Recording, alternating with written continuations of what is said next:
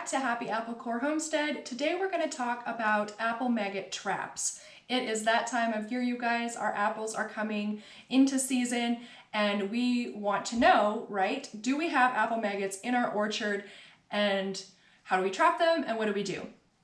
I bought a 12-pack of these Bug Ball brand traps, and it came with this Ketchum sticky solution to paint on the outside. It also came with these hangers. What it didn't come with is instructions, and I thought maybe you guys might have a similar situation and want to know, first of all, how do we even use this? When I first saw it, I thought, oh, we'll paint it on the inside because, you know, the maggots burrow through. Well, that's not how it works. So if you buy this brand, you'll just fold it up like so, take the little rounded end of the metal and just stick it right on. There's like a little bump that holds it on.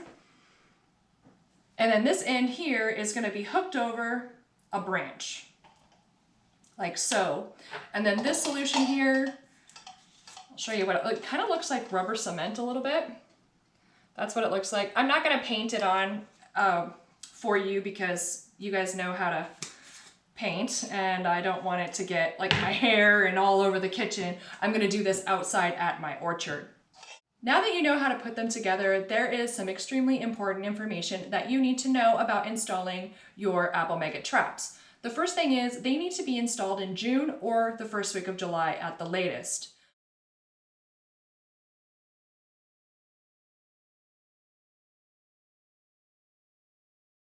Another thing you want to know is this solution causes skin irritation, so use gloves or just wash your hands right away if you get it on your hands while you're installing them.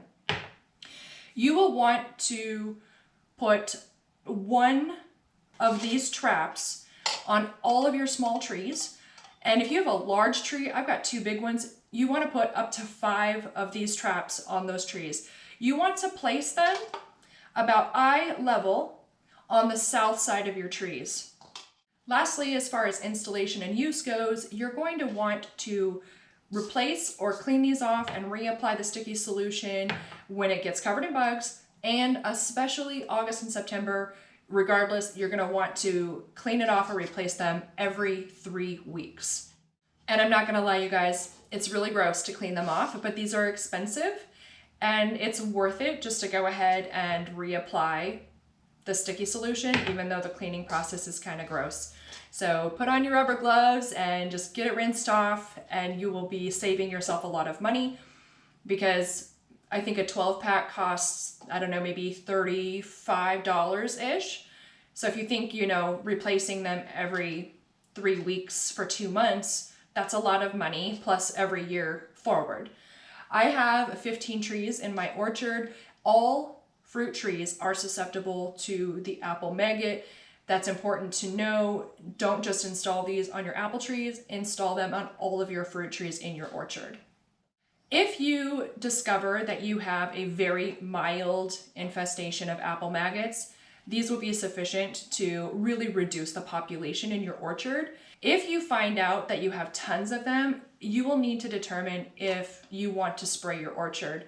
If you have an organic orchard like I do, your options are extremely limited. So I do hope that if you use this to find out whether or not you have apple maggots, that either you don't have them or you have only a few that can be controlled with these little traps. There are some preventative measures you can take if once your traps are up, you realize, oh my gosh, I didn't think I had any apple maggots, but turns out that I do. You want to make sure that any fruit that falls to the ground gets picked up immediately. Do not compost it, but you can feed it to your livestock. That will be just fine.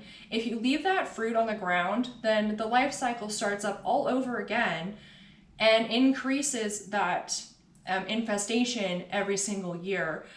And it's not just going to affect your orchard, right? Because they fly and they will just go and go onto your neighbor's trees. And you know, that's just not a good way to make friends with your neighbors.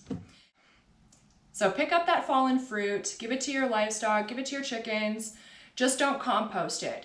Here in my state, our extension office recommends that once you pick up that fallen fruit, anything that your livestock can't keep up with, that you throw it into a large black plastic bag, tie it up really nice and tight, and leave it out in the sunshine all summer long, and kind of flip that bag once in a while.